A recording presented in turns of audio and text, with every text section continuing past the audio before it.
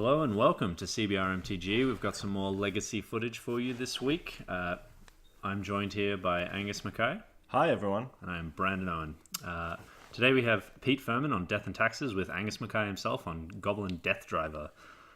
Would you like to tell us a bit about this deck, Angus? Yeah, absolutely. So I've been just playing online a lot and just tightening up my game with my main deck, and we have I was versing this guy and he played a goblin, and I was like, oh, okay. And he played another goblin. I'm like, oh my god, it's back. We have a few friends who are just so super into goblins, and I think like goblins has its own sort of has its own following, like a cult following. Yeah. People who love it to bits. It's pretty typical of decks that used to be very good. Yeah, exactly. It's definitely fallen by the wayside just to Legacy evolving as a format.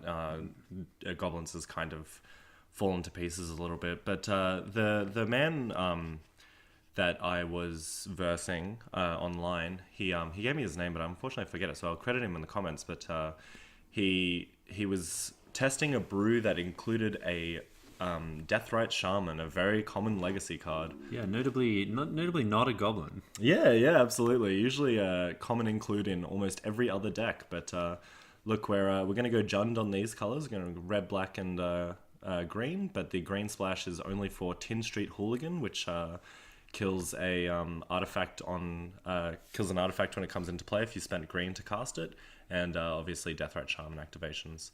So let's get right into it, and hopefully we'll see some good games. Death and Taxes being a very sort of very common, well-established deck. Yeah, they're kind of these two decks are kind of similar in that they're sort of creature-based controlling kind of decks. Goblins is definitely just like a synergy-driven creature-based deck where the goal is play a lot of goblins that generate a lot of value over a series of turns. Absolutely. But both decks, being Aether Vial decks, is very interesting. I think typically Aether Vial mirrors are very interesting because it adds a lot of like dynamics to the game as a card, just in general. Absolutely, and with goblins, like it's not necessarily an aggro deck, and it's if you talk to goblin fans, who I've talked to a few in leading up to this match, they'll tell you that it's the perfect synergy between a aggro deck, a combo deck, and a control deck. Yeah. Because whichever road you want to take, you have Goblin Matron, which is it's a 1/1 for 3, which is red and 2 colorless, and it's just search your library for a goblin card, put it into your hand. Now, you can get Tarfire with that, which is a 1 mana instant speed shock, essentially, but it's a goblin tribal instant. But you can get sort of anything in your deck. So it's kind of like got a little toolbox mentality happening with it, with Tin Street Hooligan in the main board, and little bits and bobs. There's actually one of Goblin Sharpshooter, which is one of my favorite cards. It's a 1 mana 1/1, and it doesn't untap in your... Sorry, it's a 2 mana 1/1, and it doesn't untap in your untap step. When a creature dies, untap it, and it just has the tap ability of deal 1 damage to target creature or player. So really good in the Death and Taxes mirror, exactly. If you can get around that mum being very like relevant in that sort of... Speaking of, there's one on board here right now, and I mean it's not too stretched between only having to give protection from red in this matchup, which is pretty key. You don't have to worry about it getting removed after you give protection from red, or like, I mean, the only time to really do it is in response, and you can just be sort of conservative with it. I mean, Death and Taxes is just a hate bears deck. There isn't this synergy, but each piece in itself is very powerful. Yeah, in a vacuum, they're all very good creatures. Yeah, exactly. Now we're seeing a funny thing on my side where I kept a hand with 2 Aether Vials in it. And I feel like in this matchup, especially with all the mana denial coming from Pete's side, that the Aether Vials would be very, very relevant for this matchup. And then I ended up drawing another one before I played out the other 2. So now I have 3 on board, 1 on 1, 1 on 2, 1 on 3. And we'll see how that ends up. But it really puts me into a great situation where if I have the Matron, or even if I have a Goblin Ringleader, which is a 3 mana 2/2, and it's essentially a collected company. You look at the top 4 cards of your library and put any goblin cards from revealed this way into your hand. Now that you've got Aether Vials, you can kind of play chain all those of the goblins. chain all it's the pretty- goblins together. for very little mana or none in this Yeah. case. Absolutely. So you see me thumbing. I see that this is our first Goblin Matron coming in, and I'm thinking about how I want to go about this game. I have a Mog War Marshal, which is a 2 mana 1/1 Goblin, and it has an Echo cost. And the Echo cost has to be paid because when it enters the battlefield and when it dies, you make a 1/1 Goblin creature token. So sometimes it's good for just a chump blocker. Sometimes it's good to just put 2 Goblin Tokens into play, yeah. tokens into play. That's right. And generating lots of value pretty quickly. Absolutely. The Death and Taxes deck usually sort of, unless they've got the kind of Vile hands, they're more about putting one creature, like one powerful threat into play at a time. Yeah. Whereas your deck is kind of about putting one card into play that generates extra value. Absolutely. We see me entombing the Goblin Matron, possibly just something that I'm too used to, but the Ringleader should not be in the graveyard, so hopefully we'll realize that and put it back into my hand, because it's quite a good card to pick up. So Jitte is huge in the matchup here. Oh yeah. Especially with that double striker in play, and even a first striker. The protection from green and black on Mirran Crusader, they're not super relevant, but the double strike certainly is. And Mother of Runes being able to give it protection from a third color also quite relevant. Absolutely. Now I did pay the Echo cost on the Mog War Marshal just because when it dies, I'll be able to get the value from it anyway. So if it dies, it replaces itself with a Goblin, but I may as well keep it there just to chump block anything that comes down, because that Mirran Crusader is actually surprisingly painful. You see me bringing the Ringleader back up. Now this time I've matroned for a Pile Driver. Now this Goblin Pile Driver is it's a 1/2, and it has when it's attacking, it gets +2/+0 until end of turn for each other attacking Goblin. This can be a powerhouse in this deck, because obviously if I'm going really wide with 1/1s, they're all swinging for 1, but this Goblin Pile Driver can be swinging for 10. So, Yeah. And with protection from blue, that's like not necessarily unrelevant in most matchups, like blue's a pretty good card to have for a lot of Delver decks, Sure, yeah. I mean, unfortunately, it doesn't give it protection from any like removal that you're likely to see, but Yeah. But it can certainly swing past. It's kind of like kind of evasive. Absolutely. Yeah, definitely just snap equipping that Jitte to the Mirran Crusader. Oh yeah. It's a bit of a combo. That's insane for him as well. Like Pete must be feeling pretty happy right now, because got a lot of 1/1s on the table. Yeah, so exactly. the Jit could be a game changer for us. So he's opting to give it protection before combat. I kind of like just up. attacking, and then you deal first strike. Like you see what you do. Maybe he just wants to get counters on there and deal you some damage. But yeah, if he's going to be clearing up the board, I don't.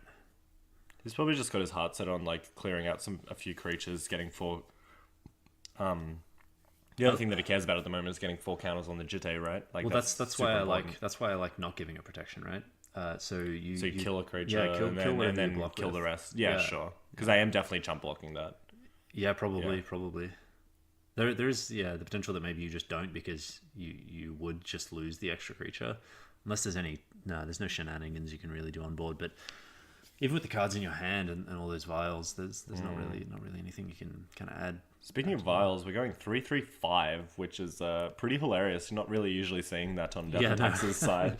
They're usually trying to decide whether or not they're going 2 or 3, right? And then exactly. We're seeing 1 on 5, so hopefully I get paid for that. Oh, maybe I knew that ahead of time, because I do have a Siege Gang Commander in hand, which is a 5 mana 2/2 that puts 3 Goblin tokens into play, and then it can shock your opponent.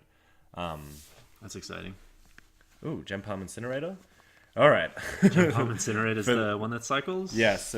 So hopefully I'm not wasting anyone's time, but I have a feeling that a lot of people don't know what these janky cards are, because Goblins is loved by lots, but not known by a few. So this is Gem Palm Incinerator, just a 1/1, but it has cycling for 1 and red. And if you cycle it, you can deal X damage to target creature, where X is the number of goblins on the battlefield. Yeah, this is another reason why maybe I just wouldn't have given protection. Yeah, because now we can't. Exactly. Now he can't actually protect it. Like he wasn't really protecting it before. He was just trying to get some damage in. Yeah. So now he's like in the situation where he has to decide whether or not he's going to pump his Mirroring Crusader to a 6/6. He's opted not to. Yeah, or just keep some counters there, which is reasonable that he's just let it die with another threat in play. I actually am happy with either. Yeah, I was really happy that he yeah. gave protection, but like both are so good for me. So I was more than happy for him to give waste 2 counters, like plussing it up, and then go to end of turn, and then it does nothing, just to keep it alive. Yeah, exactly. Like Mirroring Crusader is like such a powerhouse in so many decks, like against so many decks, just being protection from black and green. But me, it doesn't really matter. Sure, sure. There was it also could have been reasonable maybe just to take out the Mother of Runes while it's tapped, because over multiple turns it might just generate more value. Totally. But I guess that Mirror Crusader, if he gets to swing in without the Mother though, it's not going to swing in past your army of dudes, right? Absolutely. But it is gonna clear them away pretty quickly.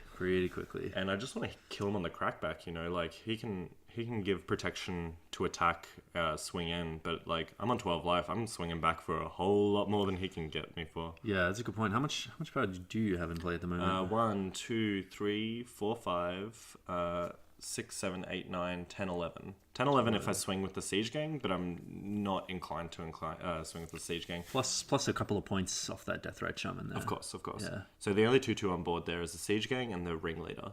The rest are 1/1s, and obviously the Deathdriver Shaman being a 1/2. So I think Peter's counting it up now, seeing how deep I can go on this. With the Siege Gang Commander, for those who don't know, it's a 5 mana 2/2, and I can pay 2 and red and sacrifice a Goblin to deal 2 damage to target creature or player. This is unfortunate. Looks like he's He's cheating a little bit here. Playing his Swords of Plowshares with the Thalia in play. Yeah, unfortunately with the only 1 Thalia, mana. you were not able to cast that Swords of Plowshares, but well. we let it happen this time. Yeah, he got away with it.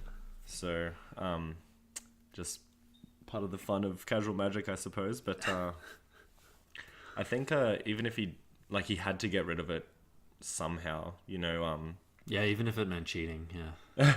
whatever line he had to take. No. Now we're on 3, 4, and 5 on the Ether Vials. I have a I can't exactly remember the name of the card. You'll have to excuse me, Goblin players, but it's a Lord, and it gives all your Goblins haste. And so +1/+1 to all your Goblins, and gives all your Goblins haste. So this is like kind of huge right now, because with this insane board state, 2/2s are great. Yeah. This What's its power and toughness? what's the power and toughness of the creature? I think it's a 2/2. Okay, so it can be cleaned up pre-combat by the Jitte. It's quite possible that it's just a Goblin Chieftain, but I'm not 100% sure. Either way, it's coming down now. It's gives all my Goblins haste, and gives them +1/+1. This is like insane synergy with my tap creatures, like the Sharpshooter and the Kranko. Yeah, is it all other goblins or all goblins? All other goblins. All I'm other pretty goblins. sure. Okay, there you go. So all the goblins are 2/2s now, except for Yeah, the Ringleader, who's a 3/3. It's very sweet that you got to put it in play off the Aether Vial instead of having to cast it, because it means he can't, he effectively can't respond. Yeah, absolutely. So he couldn't just mop up 2 tokens or something. Yeah. Still on the stack, but it Ether kind Vial's being huge in this matchup right now. it kind of doesn't make a difference in this scenario, because you probably just kill the chief, and then that negates way more damage. Yeah. Well, I mean, it's putting him in a situation where he has to, Sure. Now, my apologies. Goblin Chieftain is a 2/2 for 1 red, and has haste. Other goblins you control have +1/+1 and haste. Yeah, sure. So, pretty much exactly what we said before, but it's a 3 mana one, which is why I brought it in with the 3 mana Ether Vial. So he's blocking here first, which is kind of interesting. He can block and kill 2 now. Well, he's given protection and then he's blocked, but Killing the Mogwai Marshal seems super garbage. yeah, I don't know if you just kill the chief, and then block one of the things, and then don't take very much damage. Yeah. With the Jitte. Well, see, he's keeping it alive, which is unfortunate, because I guess we missed the Mogwai trigger anyway. So we're all powerful wizards here. Once you get 4 or 5 Goblin tokens on the battlefield, what's the point, Yeah, exactly. What's the point putting more on? just a waste of time. So we see Sarah Avenger here now. Sarah Angel. What? Sarah Avenger? Sarah Avenger. Yeah, Sarah Avenger. My apologies. A 2-mana 3/3 flying with haste, flying vigilance. Pretty strong threat actually. If he gets the Jitte on that, it like won't be blockable by any of these goblins on the ground. It'd be very difficult to get rid of with three toughness. And it has vigilance, so it gets to attack and block your goblins. Can't be tar fired, can't be sharpshooted. Can be both if you try really hard. But that's like a far way away. The thing that I noticed with the goblins deck is that like flying is just such a hosing, you know, like it's pretty typical. You go as wide as you possibly can and like hope for the best, but like sometimes you just lose to flyers. Yeah. Now here we'll have to take 2 damage, and I don't know. I'm not giving it protection this time. Oh yeah, I'm definitely not blocking. Sure. Well, I've seen the line. Yeah, sure. All right, so eating swords at the end of turn. Really funny. Deathrite not great long game in this matchup because no one's playing any sorceries. Exactly. Sorceries are instants. Yeah. Pardon me. Now, Death Attack just has the swords to plowshares, and you've got what? Tarfire. That's it. Okay. Mm. Very unexciting, but I mean, it's kind of not super relevant. I mean, I guess you get to gain some life, but while you're ahead on board like this, it's probably not super relevant. But it definitely could be. It definitely could be. That's for sure. Now, we're just gonna soak up a block and give protection. That's fine. So I'm just going sideways at this point. Like, it might not be the best decision. It's very low life total. I mean, it seems fine, right? Yeah, exactly. Now, I've just got like that aggro brain mentality, you know, where I have to just like, I don't understand combat mechanics, so I'm just gonna go sideways and hope for the best. Classic ape wizard. Yeah, that's right. Absolutely. So what are we seeing coming down here? We're seeing Phyrexian Revoker now. What do you like here? It's kind of interesting. Without the instants and sorceries, the Deathrite Shaman's not doing tons, but it is really slowing down your clock. Oh yeah. Pete's clock, that is. I kind of like Ether Vial, but both are kind of irrelevant at this late in the game, you know? Yeah, I don't know. If you get anything which kind of... What are the ones that get goblins into your hand? Additional goblins? Goblin Matron. Goblin Ringleader. Yeah, Goblin Ringleader. If you get a Ringleader, you can Ether Vial a bunch of them in. Maybe that's not where this game is though. Like if that happens, you're dead anyway. Like he's dead anyway. Yeah, sure. So maybe we're just naming Deathrite Shaman, and I think he actually did. He did. He did name Deathrite in the end. Okay. I remember him sort of tossing up between the two as we have discussed. But look, there's 2 things on the table that are really good. Like if he was a next level wizard, he'd name Scalding Tarn, but he didn't. So you can't name Scalding Tarn. Oh, you can't. No, yeah. I'm sorry.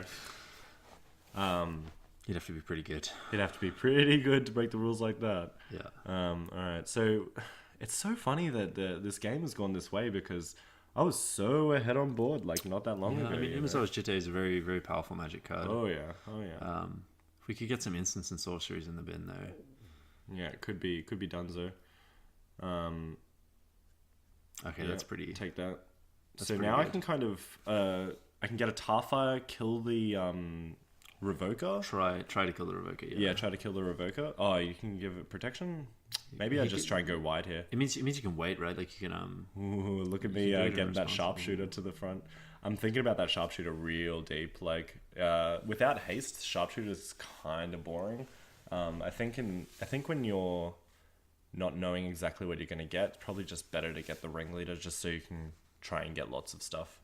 Yeah, especially when your board's been kind of like depleted like this and you're staring down that Jitte. Yeah, you don't need to get very much damage in. Absolutely. You just need to get past with a couple of those dudes, or a single 2/2, and then Tarfire is kind of interesting, right? Because like even if it misses, maybe it taps down his Mother of Runes, and you can attack through and just get those 2 points, and then activate Deathrite Shaman, something like that. Yeah, it's a deep line. We definitely won't be able to activate Deathrite. Oh, right, of course, because the Revoker did actually end up naming Deathrite Shaman. Yeah. All right, so I have 4 mana and a thing on 5, so hopefully we get something good. Ooh, hello. All right, so we have was that we have Grenko. Granko, yeah, nice. Granko, my boy. This is from the conspiracy set. It is a 2 and X, which is red black X. It comes into play with X1/1 counters on it, and you can pay 2 and reveal the bottom card of your library. If it's a creature with power and toughness less than Granko, then you can put it onto the battlefield. Fantastically enough, none of my creatures are above 2/2, so it's only I can. He's actually been a huge include for this deck, because you just pay 2 and probably get a goblin, you know? Yeah, sure. I got insane value off that ringleader as well, by the way, with 3 out of 4 cards being goblins. It's kind of interesting. The mana base is definitely very different from the kind of more traditional sort of mono red-ish the goblins decks, where they're playing a very Death and Taxes style mana base. Yeah, with like Rashad and Port. Wastelands. You are playing Wasteland, right? So Wasteland absolutely. Earlier in this game, but no Rashad and Ports, I assume. The colorless lands seem a bit punishing. I think you because you are going 3 colors, you have to forego those Rashad Ports. It kind of opens up your sideboard a lot as well. You know, sometimes red just doesn't get there with a lot of things. Well, yeah, as you mentioned, it's only really for Deathrite Shaman.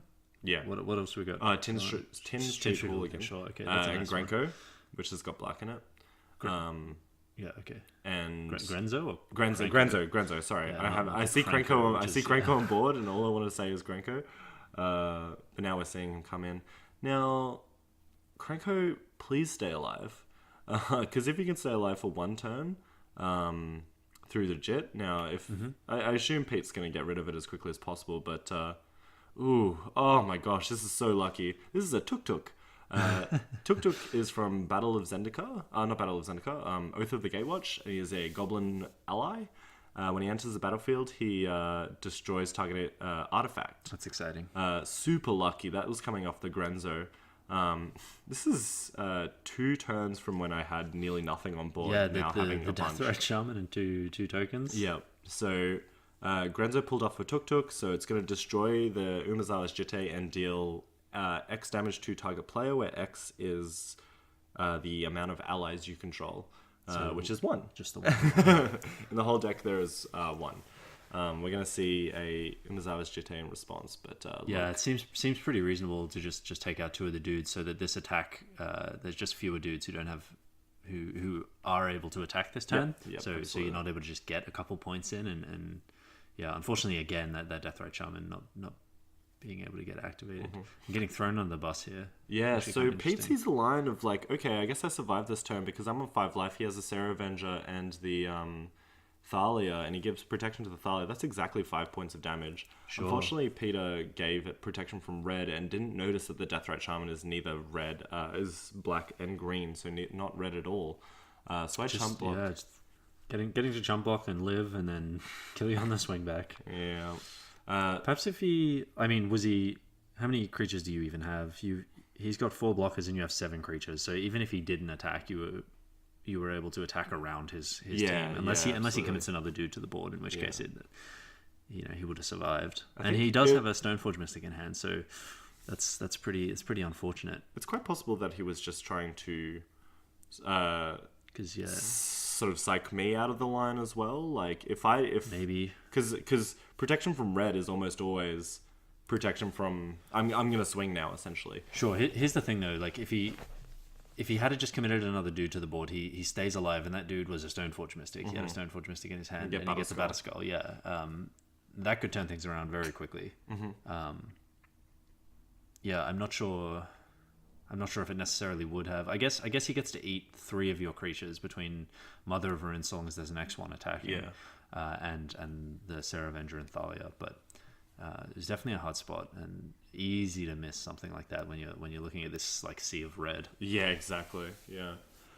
So we're seeing 2 Colligan's commands and a Pyrokinesis coming in from my side. Pyrokinesis being I think it's 4 red, but the only important thing is that you can remove a red card from your hand instead of paying its mana cost, and you deal 4 damage to divided however you choose between target creatures and players. Yeah, kind of a board wipe here. Yeah, really good at wiping out 4/1/1s, 4/2/1s, or however Pete decides to go. And obviously, Colligan's Command, for anyone who doesn't know, is 1 red black, and it's modal. The 3 modes are destroy target artifact, deal 2 damage to target creature or player, and bring a creature from the graveyard to your hand. And you get to choose 2 of them. And you get to choose 2. Very good when you're looking at artifacts and creatures, and even creature artifacts, which can be the artifact or the creature that you kill. Absolutely. So it can often take out 2 creatures, or can take out an Aether Vial and a creature. For sure. Very good. So I took out a Sting Scourger, which it has an echo cost as well, but this one just says return a target creature to opponent's hand. I don't really see that as that great, especially with them all being sort of easy to put back onto the battlefield. It wasn't worth sort of putting it back into his hand. Fair enough. Especially with Aether Vials hanging around and stuff like that. Yeah, absolutely. Kind of depends if you want to be the aggressor here. Yeah. And given the way he's able to... so it looks like he's bringing a Gideon there. And a Pithing Needle. And a Pithing Needle. Taking out Sanctum's Prelate and another card that we didn't quite see. Yeah, I did actually notice he didn't bring in Path to Exile. Sorry, Swords Plowshares? No, Path to Exile. Yeah. Kind of interesting. I feel like they're just fine. How many basic lands do you play? He doesn't know it, but I have 2. Yeah, I was gonna say he didn't see any of them just there. Yeah. So I don't know if he could have known that maybe he didn't want to be giving you those land drops, but I feel like just killing the creatures is just more important. Yeah, totally. Especially when he's like putting something in play like a Thalia and a Jitte, and it's like just take out the biggest threats, the chief, stuff like that, and then sweep up his dudes with your Jitte. On your side, we see that Colligan's Command, and that could be and the tuk from the game before that we saw. Completely relevant, especially with Aether Vial. Like Aether Vial, I feel like is the card that wins the games for these players. Like it generated a lot of mana advantage for you that game. Oh yeah, no kidding. And Pete's saying, do I keep this hand? It has swords and Aether Vial. He just wants to get that turn 1 Aether Vial, but the rest are lands. So yeah, it's not so good when you have no creatures. Yeah, exactly. So we'll see here. Look, have you kept that hand though? I have kept that hand. Okay, yeah, it's a pretty garbage hand, but it's just okay. Yeah, and it does a lot of things that you want to be doing. You'll eventually draw better threats than he will, ideally. What I'm really worried about is his mana denial plan. If I don't have an Aether Vial, I need to prepare for mana denial. Yeah, playing these extra colors and only the 2 basics punishes you in that way. Yeah, it's huge. It can be quite the beating, considering it's Ghost Quarter. Almost exactly. Yes, it is a Ghost Quarter. This is a sort of new addition from some of the Death and Taxes decks. A lot of people bring it in instead of Rishadan Port. In my opinion, it's another reason why you should have brought in the paths. Yeah, because you're just going to be able to punish those basic lands still. Yeah, exactly. Again, maybe he's just thinking goblins like a billion mountains, but not the case here. He didn't see any. I don't think he saw any mountains last game, but no, he didn't. That's why I asked initially. All right, so just getting off the table. Yeah, so we're going to sure. So he's forcing me to fetch right now. I don't know about wastelanding there. You kind of want to get to 3 mana, right? Yeah, looking back on it, it's a super bad idea. Okay, because he has the Aether Vial down, right? So it's like... And if he hits you with it, you don't actually lose a land drop because you do have basics. Yeah, absolutely. So I was just a little bit nervous. I think I was like, all right, maybe he's like greedy and did the turn 1 thing. But like, look, now he's got a Sarah Avenger on the battlefield and a Mother of Ruins. Like, he doesn't really need those lands. Exactly. The Aether Vial's giving him what that land might have. Now, Colligan's Command not really doing anything, unfortunately, because... that Mother Rune's in play? Yeah, I can kill the Aether Vial. Like, that's my only plan right now, but he's still got 4 power on board, like, realistically 3. And if we didn't wasteland that turn, we're hitting the Aether Vial now. Yeah, absolutely. Like, we would have... Which is super relevant. Yeah, exactly. Aether Swan Canonist is kind of cute. I don't know if I like it a lot. Not... Sometimes you see like the kind of thing you did last game with the Aether Vials, and it's like it's like he didn't cast many spells. Can't think of very many turns where he did cast more than one spell a turn. So, yeah, exactly. Sometimes you just get locked in that sort of ideal where you like see something happen game one and you're like, all right, well, I'm going to stop that thing from happening. And like, sure. I can cast 2 or 3 spells a turn, but like, yeah, maybe he didn't have anything better to take out too. That's fair. Like, That's fair. Maybe. I don't know. Path. It's a good spell. I was gonna say, yeah. Again, it's just like I feel like those cards are better, but maybe he just wants as many dudes as possible. God. This is the saddest story ever told. Now I'm a turn late, and we're gonna get punished for it because he's brought. Now he's gonna bring in 3 creatures off that Ether Vial. One being a Flicker Wisp, two flyers. I can't deal with this. This is a 2-turn clock now, even without the he Flicker Wisp the Ether Vial. Strong.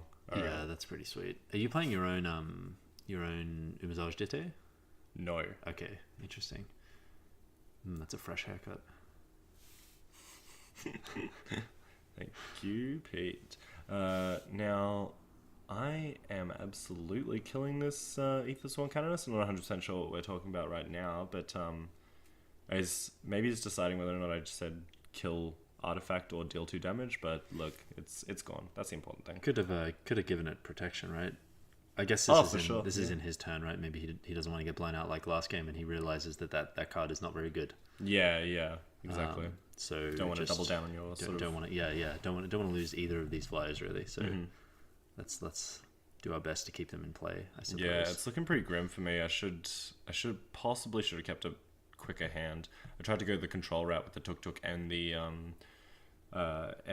Colligan's command, but it might just not be enough now. Now I have to sort of decide whether or not I want that the Gem Palm Incinerator the Gem Palm Incinerator doesn't do anything at the moment. Yeah, he does have you on a 2-turn clock that you can't block. You kind of want a removal spell here, right? What was that? Was that the? That was the Gem Palm Incinerator. Yeah, so okay, that's going to deal 1 damage to target creature. And it's probably not.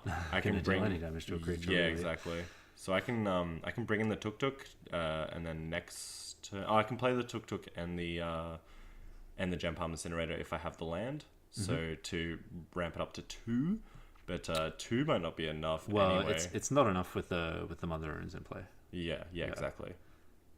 Just at all. It might just be the end of poor old Angus. And what else have we got in here? We've got a bunch of Wastelands and another Cavern of Souls. Kind of useless lands in this matchup, but as we kind of see, man, game 1, one player had all the Eighth Vials, game 2 the other one does. And, that's right. And that's kind of defined who won the game, right? We see a Goblin Chieftain in hand. I might be trying to run it out, but look, it's probably game over for me.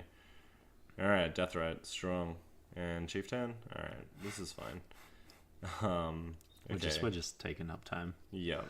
All right, it's passing, and I'm dead on board. Yeah, maybe he doesn't attack.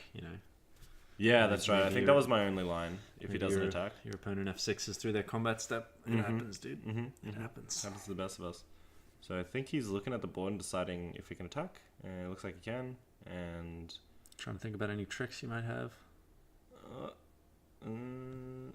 Oh wait, no. I'm looking at the sideboard. Yeah, sure.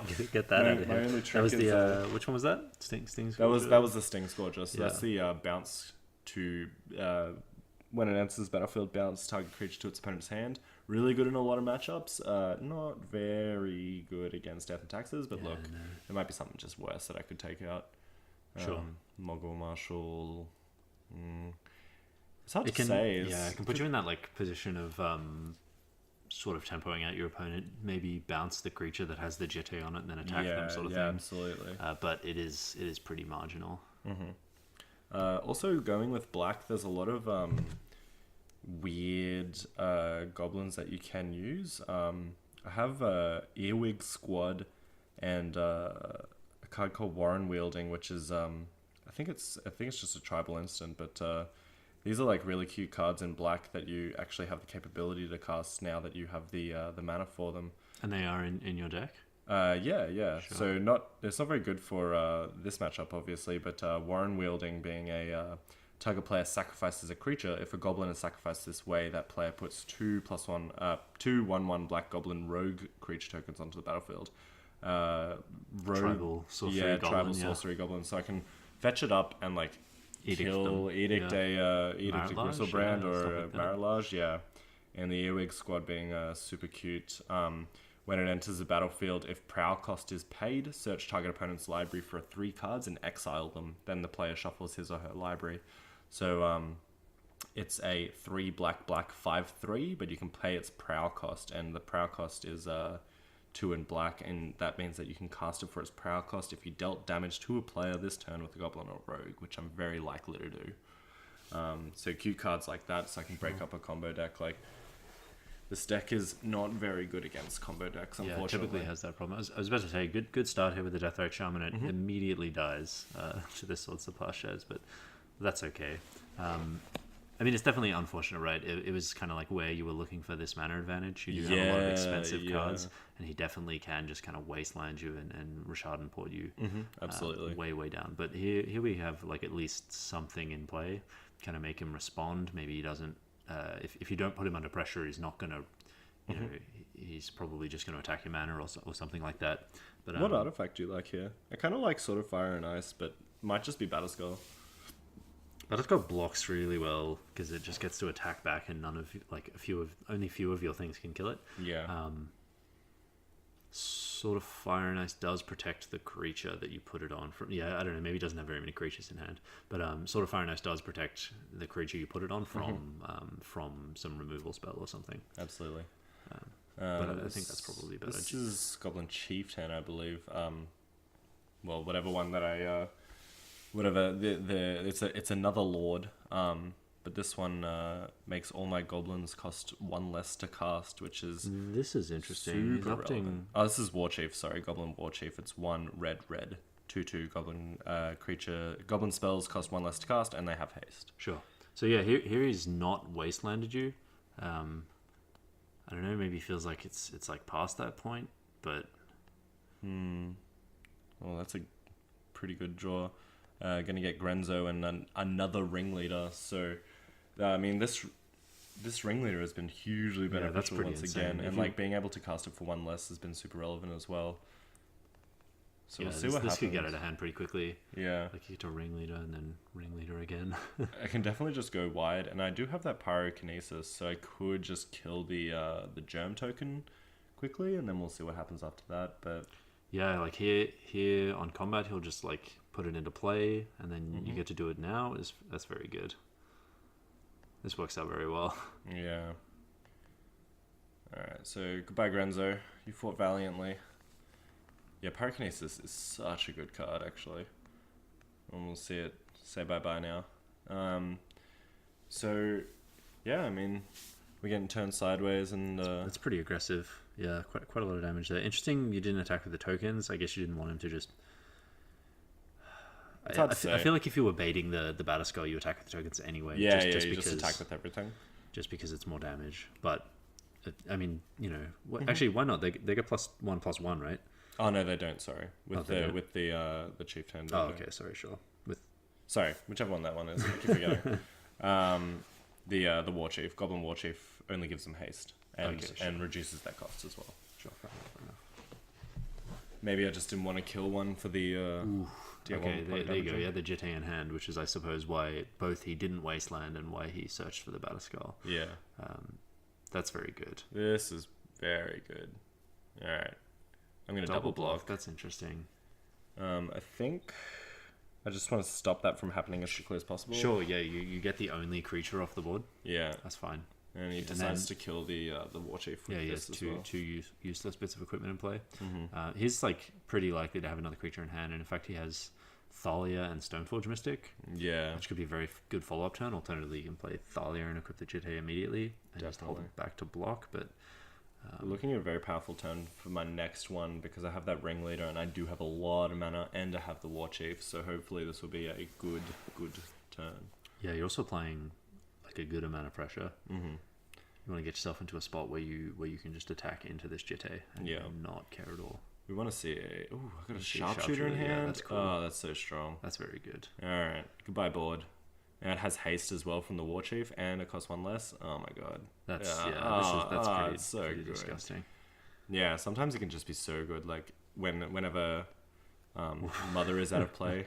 All right, this could turn the game around for me incredibly. Oh my god! I feel like you were already ahead, and missing there doesn't even matter. Yeah. Well, now we see a Batterskull and a Jet just laying on the floor, and we're seeing these friends coming in, Keeping back the sharpshooter just because, like, whatever. If he puts down another 1/1, I can kill it. Yeah, okay, that's fine. Yeah. It's Which is he's got a Flicker Wisp in hand, so it's kind of relevant. Yeah, he gets a Flicker Wisp. Flicker Wisp is Batterskull, right? Possibly. It seems. And then he gets the gem again. Yeah. We'll see what he decides to choose. Yeah. Okay. In response, kill it. He's like, oh. Well, yes. Still, like, he still gets the Batterskull, which is what he wanted. Like, yeah, absolutely. Well, is That's this the important thing? Yeah. He definitely loses a block, but you know, he's probably not surprised. Okay, here we go. Now this is very punishing. Yeah, he could have played that first. So we see the sequencing sort of getting. Ooh, can sharpshooter deal to a player? Yeah. That's exciting. Yeah, we can't anymore. It now does nothing. It still untaps, so I can still swing with it at some point. Yeah, how much damage have we got on board? He's virtually at 9. And so I've got the Goblin War Chief. They're all 2/2s on the board except for the sharpshooter. Sure. All right, so now we're just gonna hope for the best.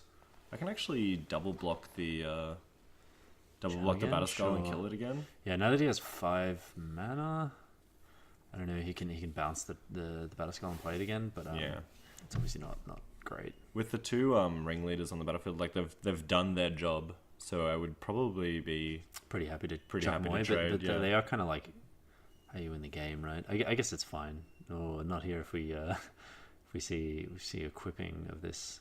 Yeah, that's pretty GTA. huge. It means you can practically wipe your board.